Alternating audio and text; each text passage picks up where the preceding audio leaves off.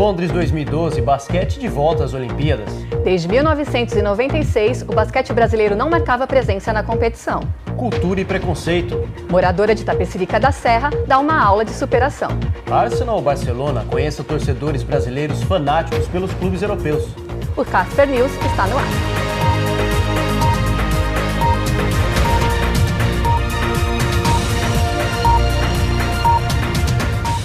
Boa noite, o Casper News de hoje começa com uma entrevista exclusiva do embaixador brasileiro na Bolívia. Ele conversou com os repórteres Vinícius Vitorino e Vitor Lombardi. O número de bolivianos no Brasil é cada vez maior. Em meio à recessão econômica, o país do futebol é visto como um destino ainda mais cobiçado dos vizinhos sul-americanos. É possível encontrar muitos imigrantes nos terminais rodoviários de São Paulo a cada dia. Mas quais fatores fazem com que essas pessoas deixem seus países de origem? Marcel Beato, embaixador brasileiro na Bolívia, acredita que a falta de oferta de trabalho é um problema recorrente no país de Evo Morales. A imigração é um fenômeno movido por, de um lado, aspirações. As pessoas têm sonhos de melhorar de vida, como imigrante em qualquer lugar, ele vai para trabalhar, dá duro. Mas também avaliações muito concretas da realidade, né? Geralmente é o resultado de conhecidos que estimulam, que orientam e que convidam familiares muitas vezes. Então, quer dizer, se por um lado são pessoas que têm aspirações e ao contrário de outras que ficam no país estão dispostas a encarar o desafio de mudar de vida e correr todos os riscos de discriminação, etc., também vão, por assim dizer, mais ou menos seguros do que estão fazendo, né? Dificilmente você faz isso sem conhecimento de causa. Sem oportunidade, é muito comum o boliviano migrar para países vizinhos, como Peru, Argentina e Chile. Apesar da variedade de países que recebem bolivianos, é possível destacar o Brasil como um dos principais destinos devido ao Mercosul e seu momento econômico. Porém, não é possível medir o número exato de bolivianos em terras brasileiras, como explica Marcel Beato.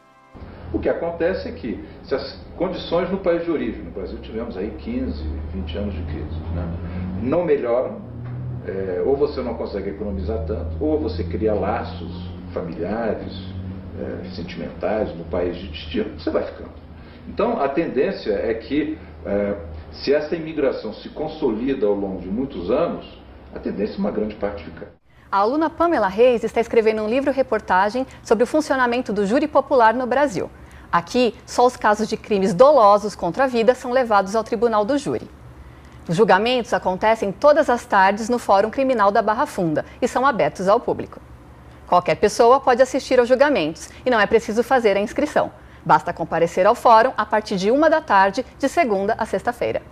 Facebook, Twitter, Orkut, você provavelmente já deve ter ouvido falar de algumas dessas redes sociais. Natália, você usa alguma? Olha, Rafael, eu uso muitas delas, viu? Hoje em dia é indispensável para manter contato com amigos e a família. E é sobre redes sociais que a Maiara Moraes conta um pouquinho mais pra gente. Cerca de 96 grupos de alunos do 4º ano de jornalismo já estão preparando seus trabalhos de conclusão de curso para esse ano. Mas um aluno teve uma ideia curiosa e muito pertinente para os dias de hoje, que foi a de criar um e-book sobre redes sociais.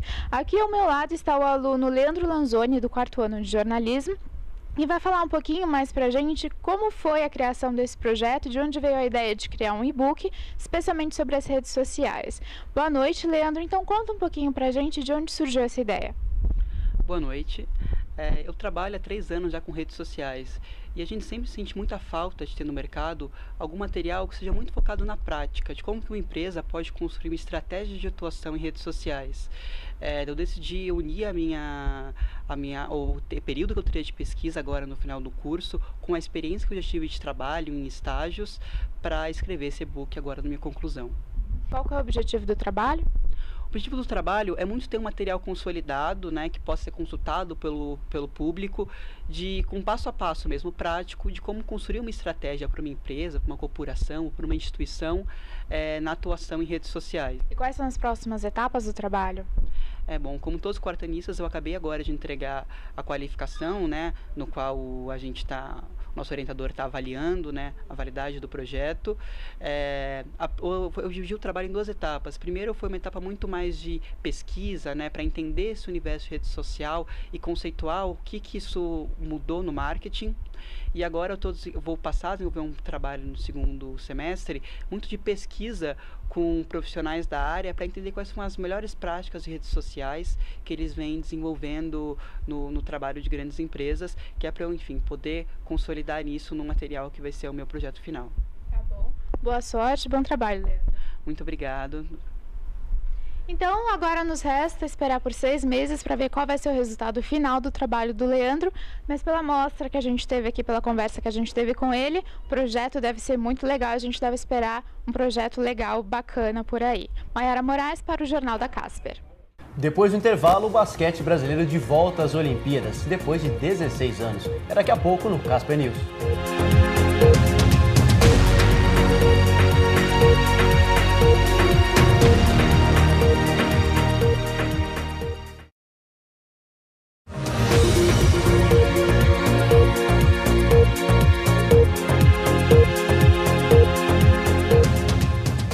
As Olimpíadas desse ano vão ser especiais para o Brasil. Depois de 16 anos, o basquete brasileiro está de volta para o evento esportivo de maior prestígio mundial. O basquete masculino do Brasil voltou às Olimpíadas após um longo período fora dos Jogos.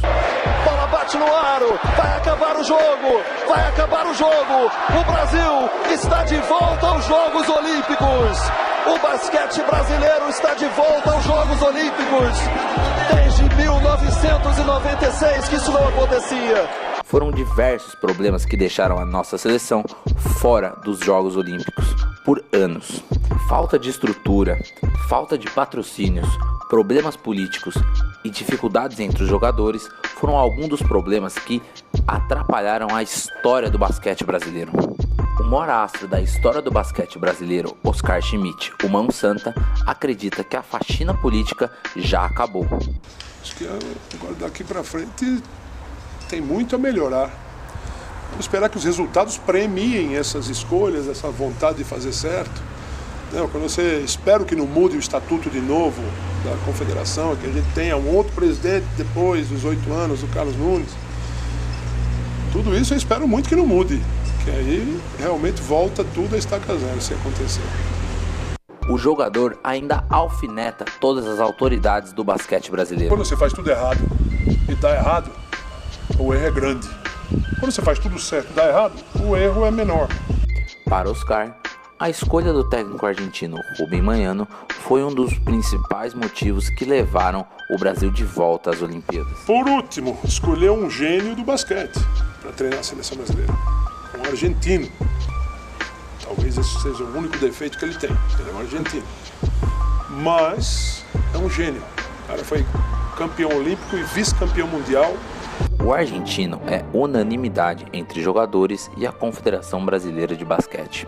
Todos sabem da importância de Manhano para a volta da seleção às Olimpíadas. O estilo de jogo novo e defensivo deu uma nova cara ao time brasileiro. Manhano sabe de sua importância e só tem que agradecer. A mim me faz muito feliz, me sinto muito orgulhoso. Me dá muita felicidade que a Confederação Brasileira continue confiante em minha pessoa, que é para mim o mais importante. Mas até onde essa seleção pode chegar nas Olimpíadas? Com a palavra, os próprios jogadores. Eu acho que a gente pode ir longe, pode surpreender muita gente. Primeira sexta, primeira quinta, eu acho que o Brasil tem condição sim. Agora é só preparar a bandeira, a pipoca e torcer pela nossa seleção. Edição e reportagem, Pedro Chavedar. Barcelona, Manchester, Arsenal, qual é o seu time preferido no exterior? O repórter Ronan Braz foi conhecer um pouco dos torcedores fanáticos por alguns dos clubes europeus.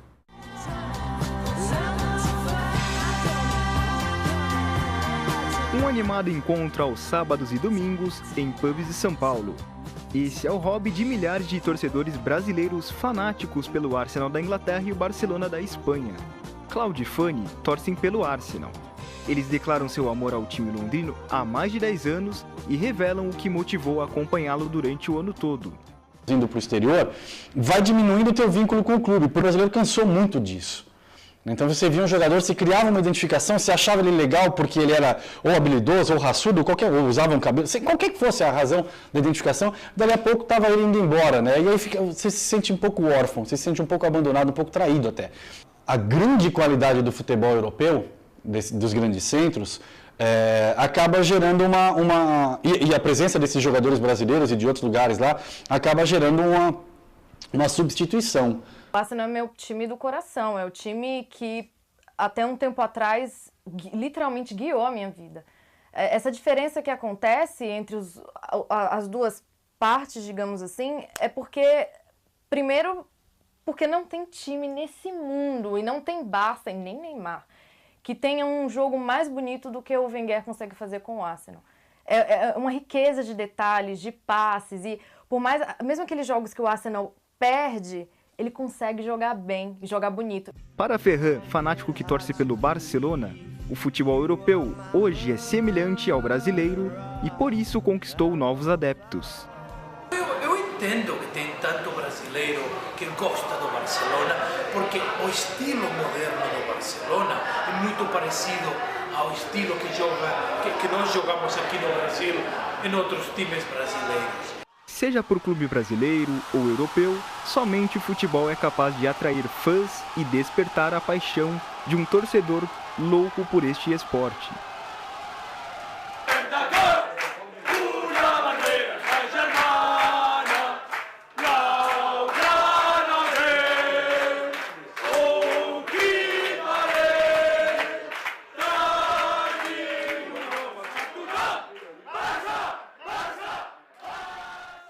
Sobre isso, a gente vai falar com a repórter Luana Fagundes, que está ao vivo em um clube de torcida. Luana, boa noite. Como estão as coisas por aí?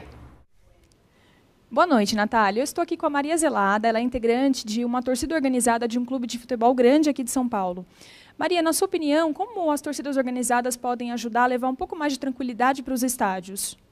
Então, as torcidas organizadas, mensalmente a gente faz reuniões para poder discutir sobre como cada um pode manifestar a sua vontade pelo time e torcer mesmo, mas sem prejudicar as outras torcidas, enfim. E nessas reuniões a gente discute formas de como melhorar a convivência nos jogos e basicamente é isso que a gente faz, assim, esse é o principal.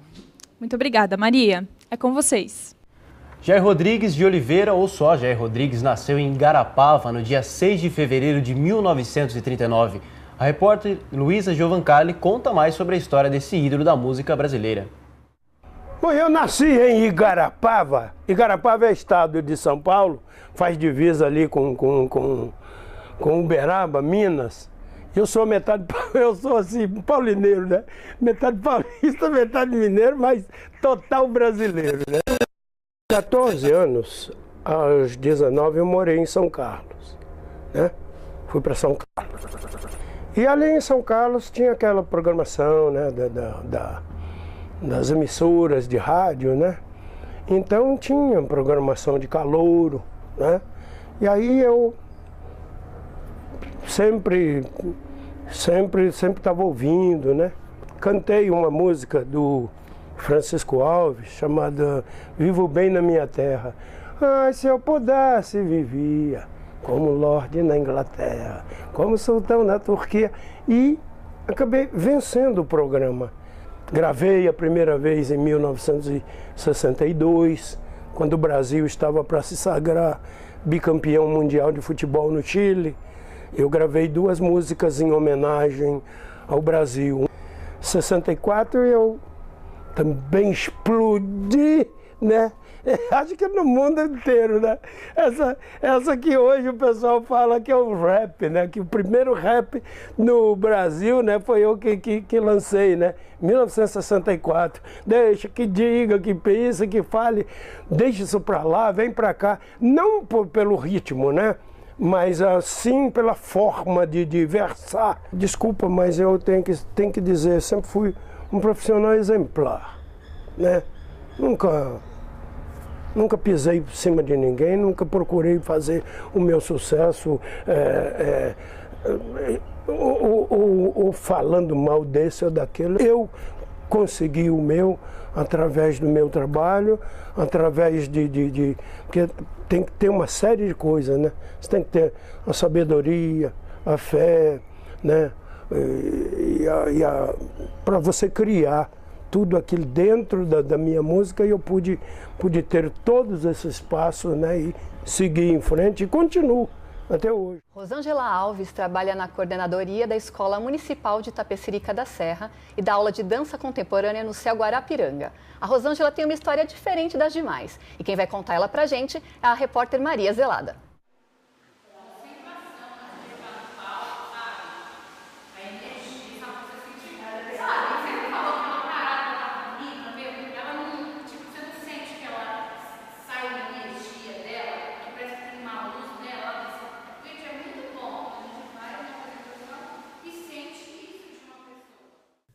Rosângela Alves trabalha na coordenadoria da Escola Municipal de Itapecerica da Serra e dá aula de dança contemporânea no Céu Guarapiranga. Mas entrar no mundo da dança não foi fácil para ela, que mesmo com o incentivo da família e amigos, teve dificuldades na área por causa de seu tipo físico. Mesmo assim, com limitações e algumas críticas, quando Rosângela percebeu que a dança lhe fazia bem, não pensou duas vezes. Fez aulas, cursos, montou grupos, companhias e espetáculos.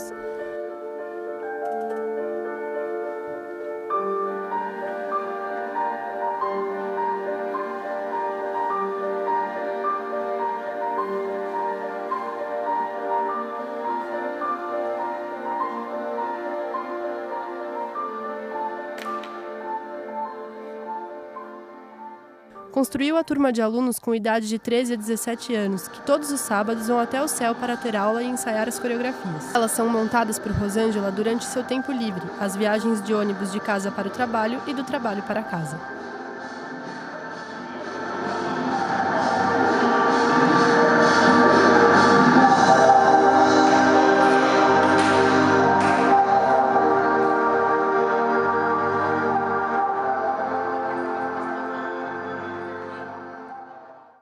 Para ela, a dança não é apenas uma questão de técnica, é uma forma de expressar energia. Em seu caso, ela mesma afirma que não consegue fazer todos os movimentos que um bailarino com o corpo padrão faz, mas ganha em expressão, emoção e linguagem. Porque é um desafio para mim, é uma superação, acho que por isso, porque eu acho que, eu não sei as outras pessoas, mas eu acho que a gente se sente desafiada em algumas coisas e acaba só por teimosia indo fazer, só pra... Não é porque eu sou assim que eu não vou poder dançar. Eu tenho dificuldade em fazer aquelas coisas. Tenho mesmo, por causa do meu físico que não deixa. Mas eu acho que eu perco nesse ponto, mas eu ganho em outro, porque eu acabo, por conta disso, tentando conquistar a plateia com mais emoção, com mais sentimento. Entendeu? E eu, graças a Deus, eu sempre consegui. E no começo foi difícil, mas hoje eu já tracei ali o meu caminho e por todo lugar que eu vou as pessoas já me conhecem, já conhecem meu estilo também. A Rosângela é realmente um exemplo de superação, né, Natália? Nessas horas que dá orgulho de ser brasileira, né, Rafael? Realmente. Bom, essas foram as principais notícias do dia e você pode rever nossas matérias na nossa página na internet. Uma boa noite para você. Uma boa noite e um ótimo final de semana.